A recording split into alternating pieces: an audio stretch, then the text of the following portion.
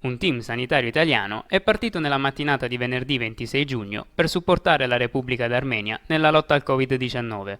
L'operazione, che rientra nell'ambito del Meccanismo europeo di protezione civile, è stata disposta dal Presidente del Consiglio dei Ministri Giuseppe Conte a seguito della richiesta di assistenza internazionale formulata dall'Armenia alla Commissione europea.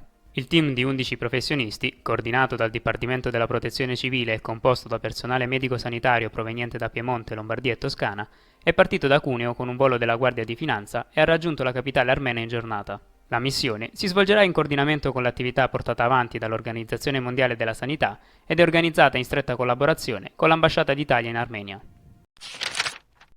Da giovedì 25 giugno è online il nuovo bando e-commerce 2020 per sostenere le imprese che intendono sviluppare e consolidare la propria posizione sui mercati internazionali tramite strumenti di commercio elettronico.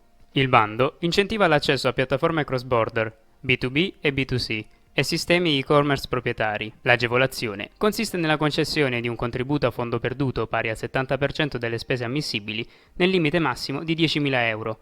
Ogni impresa può presentare una sola domanda con un investimento minimo pari a 4.000. La dotazione complessiva è di 2.618.000 euro, di cui 1.810.000 a carico di Regione Lombardia e 808.000 a carico delle Camere di Commercio. L'iniziativa è sostenuta dalla Direzione Generale Ricerca, Innovazione, Università, Export e Internazionalizzazione di Regione Lombardia nell'ambito dell'Accordo per lo sviluppo e la competitività nel sistema economico lombardo.